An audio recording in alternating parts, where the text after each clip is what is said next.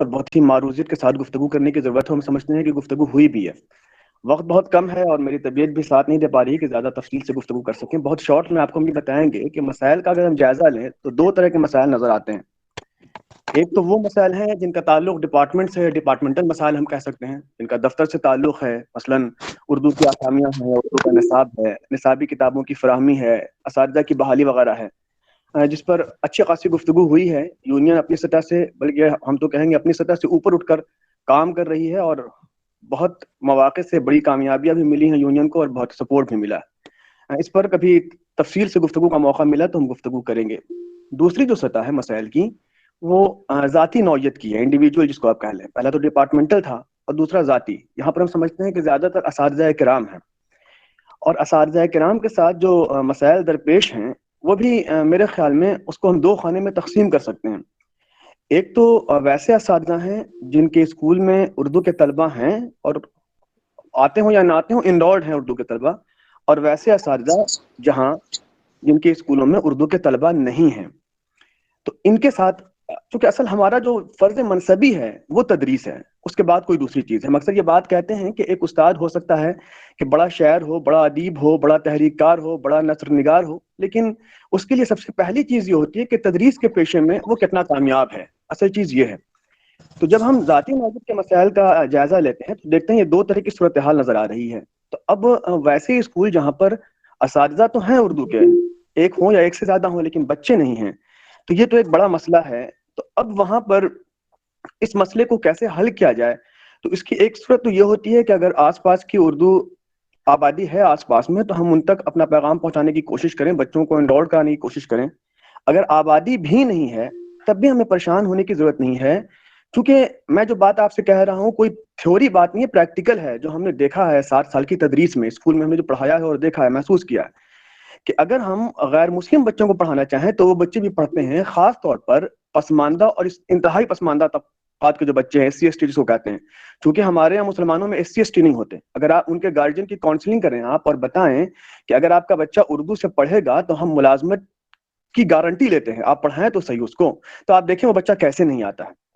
ہاں، ان تمام صورتحال کے باوجود اگر اردو پڑھانے کا موقع نہیں مل رہا ہے تو پھر ٹرانسفر تو ذرا مشکل ہے. اگر ڈپوٹیشن کرا کر جا سکتے ہیں تو پھر ڈپوٹیشن کرا کر کے ویسے اسکول میں جانے کی کوشش کریں جہاں آپ کو اردو پڑھانے کا موقع ملے.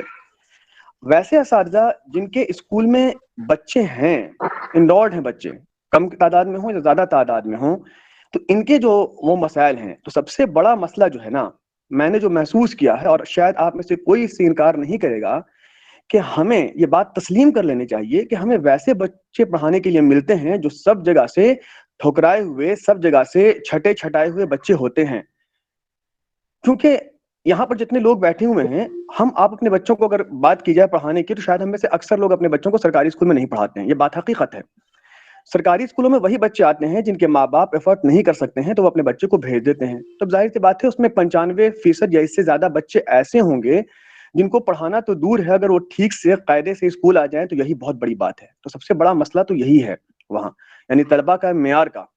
اب آپ سوچیں وہ جس طرح کے سماجی ماحول سے، جس طرح کی معاشی مسائل سے نکل کر کے وہ آتے ہیں تو کس طرح کے بچے ہوں گے. لیکن اب یہیں پر اصل ہمارا امتحان ہوتا ہے، اصل چیلنج یہی ہوتا ہے. لیکن چیلنج کو صرف چیلنج کہہ دینے سے وہ چیلنج نہیں ہوتا جب تک ہم چیلنج کے طور پر اس کو قبول نہیں کریں.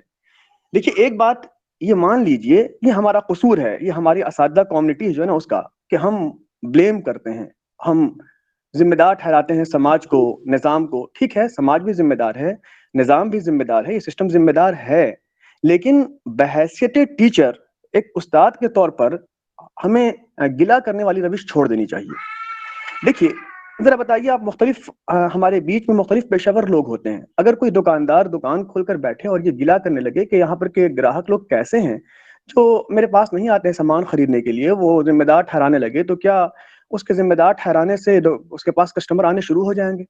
کوئی ڈاکٹر اگر یہ بلیم کرنے لگے کہ یہاں کے پیشنٹ کیسے ہیں، لوگ دوسروں کے پاس جا رہے ہیں، میرے پاس کوئی علاج کرنے نہیں آ رہا ہے، میرے پاس بڑی بڑی ڈگریاں ہیں، تو کیا پیشنٹ اس کے پاس اس کے بلیم کرنے سے، الزام دینے سے، لان تان کرنے سے اس کے پاس جانے لگ جائیں گے؟ کوئی وکیل اگر یہ الزام دینے لگ جائے کہ یہاں کے لوگ کیسے ہیں، کوئی کلائنٹ میرے پاس نہیں آتا ہے، میرے پاس اتنی قابلیت ہے، اتنا تجربہ ہے، تو کیا کلائنٹ اس کے پاس جانے لگ جائے گا؟ ایسا نہیں ہے، قطعاً نہیں ہے. اسے اپنے آپ کو ثابت کرنا پڑتا ہے. تو بحیثیت استاد ہماری ذمہ داری ہے کہ ہم چیلنج کے طور پر قبول کریں کہ بچہ کیوں نہیں ہمارے پاس آ رہا ہے. اگر کوئی بچہ جس گاؤں میں اسکول ہے اور وہاں وہ انرولڈ ہے اور وہاں ہم بھی ہیں بحیثیت استاد اور ہم اس کو نہیں لا پا رہے ہیں تو ہمیں تسلیم کرنا چاہیے کہ ہمارے طریقہ تدریس کے اندر کہیں کوئی کمی تو نہیں رہ جا رہی ہے. کیا کریں؟ اس کو کھلا کر کے بلائیں, اس کو بہلا کر کے بلائیں, اس کو چاکلیٹ دے کر کے بلائیں, اس کو پیار کر کے بلائیں, کس انداز سے بلائیں؟ اگر ایک بار ہم نے بچوں کے اندر دلچسپی پیدا کر دی اگر, تو آپ یقین جانیں اردو کے بہت سارے مسائل از خود حل ہو جائیں گے, از خود حل ہو جائیں گے. بچے ان کے اندر اتنا میں نے ذاتی طور پر دیکھا ہے وہ کام جو ہم بڑوں سے نہیں کرا سکتے ہم نے بچوں سے کرایا ہے. ہم بڑوں سے کہتے کہتے تھک گئے کہ آپ اردو کا اخبار خریدیے, بڑوں نے اخبار نہیں خریدا. یہ مثالیں ہم نے کئی بار دی ہیں, آپ کے پروگرام سے بھی دی ہیں جو پٹنہ بہار اردو اکیڈمی میں ہوا تھا. جب ہم نے بچوں سے کہا کہ آپ اردو کا اخبار اگر تاریخ کے اعتبار سے لگاتار 10 دن کا لے کر کے آئیں گے تو ہم آپ کو 25 نمبر دیں گے. آپ کو حیرت ہوگی کہ 25-30 بچے اخبار لے کر کے چلے آئے. یعنی پورے گاؤں میں جب بولتے بولتے تھک گئے کہ 5 لوگ نہیں اخبار خرید سکے, وہ بچے لے آئے, انہوں نے اپنے گارجین سے خریدوا لیا. تو بچوں میں بڑی طاقت ہوتی ہے کام کروانے کی, وہ اپنے گارجین سے وہ کام کروا سکتے ہیں جو ہم آپ نہیں کروا سکتے ہیں. تو ہمیں یہ بلیم کرنے کی عادت چھوڑ دینی چاہیے. دوسرا دیکھیے, ہمارے پاس جو ہے نا ایک بہت بڑی چیز ہے جو ہم سمجھتے ہیں کہ شاید ہم میں سے کوئی انکار نہیں کرے گا. اگر انکار کر سکتے ہوں گے تو برملا انکار کر دیجیے گا یہاں, کہ جو دوسروں کے پاس نہیں ہے. ہمارے پاس ایک بہت بڑی طاقت ہے, بہت بڑی قوت ہے, اور وہ قوت کیا ہے؟ وہ قوت دولت ایمان ہے. ہمیں ماننا چاہیے, تسلیم کرنا چاہیے پورے شدت کے ساتھ, پوری طاقت کے ساتھ. اور ہم انسپائر ہوتے ہیں معلم اعظم سے. تو آپ دیکھیے علم کے ساتھ ساتھ جہاں بھی ہمارے معلم اعظم کا ذکر آیا ہے وہاں ایک اضافی چیز آئی ہے, حکمت, کہ ہم نے آپ کو معلم بنا کر بھیجا ہے اور حکمت دی ہے. آج ہمارے یہاں مختلف قسم کی ٹریننگ دی جاتی ہے, وہ کیا ہے؟ حکمت ہی تو ہے.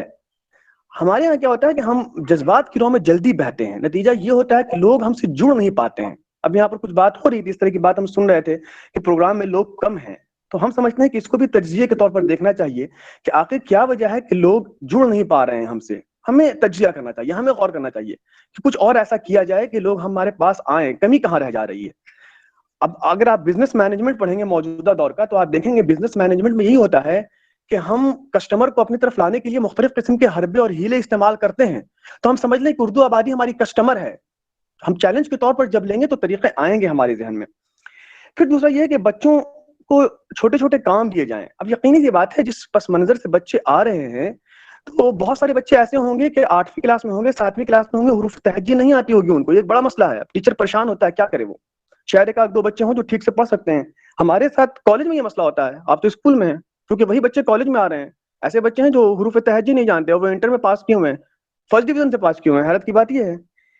تو ہمیں ان بچوں کو چھوٹا چھوٹا کام دینا چاہیے, اور وہ کام جب کر کے لائیں تو آپ ان کی بھرپور حوصلہ افزائی کریں, کوئی مخالف سے کام نہ لیں. آپ دیکھیں کہ وہ ٹونک کا کیسے کام کرتی ہے حوصلہ افزائی. پھر بچوں سے تحریری اور تقریری مشق کرائی جائے, ان کو دیا جائے کوئی چھوٹا چھوٹا موضوع. عید کا موقع ہے تو عید پر مضمون لکھ کر لاؤ, ان کو کچھ حوصلہ افزائی کی جائے, کچھ انعامات چھوٹے موٹے دے دیے جائے. اتنا کر سکتے ہیں ہم لوگ. ہمیں اگر 30,000 35,000 روپے مل رہا ہے تو ہم 2-4-5 روپے خرچ کر سکتے ہیں اپنی جیب سے. اتنا تو اردو کے لیے ہم کر سکتے ہیں. اور پھر سب سے لاسٹ بات, کچھ اور پوائنٹ بھی میرے پاس ہیں لیکن تھوڑا بولنے میں تکلیف ہو رہی ہے, کہ وقتاً فوقتاً اپنا تجزیہ کیا جائے, اپنا جائزہ لیا جائے کہ ہم نے کتنا امپروومنٹ کیا اپنے اندر. اردو آبادی تک خاص طور پر چونکہ ہم استاد ہیں تو بحیثیت استاد کتنے کامیاب ہو سکے ہم اپنے پروفیشن میں, کتنے بچوں کے اندر ہم اردو کی رغبت دلا سکیں, کتنے بچے اردو میں امپروو ہو چکے ہیں, پہلے سے بہتر ہو چکے ہیں, کتنے بچوں کو ہم نے مضمون لکھنے کے لیے تیار کیا ہے. اگر اس حد تک تیار کر لیں کہ وہ اخبارات میں چھپے, رسائل میں چھپے, تو بڑی اچھی بات ہے. ان کی حوصلہ افزائی کریں, ان کی مدد کریں اخبار اور رسالے تک پہنچنے میں, کہیں کوئی پروگرام ہو رہا ہے کمپٹیٹیو وہاں تک پہنچنے میں.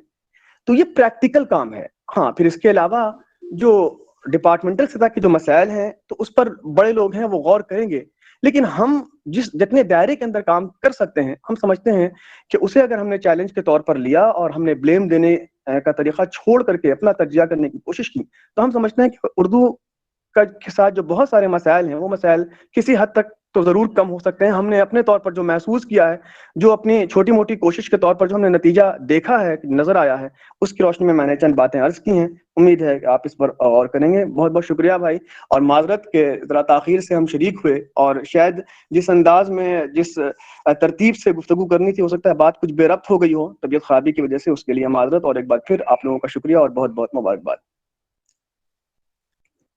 بہت بہت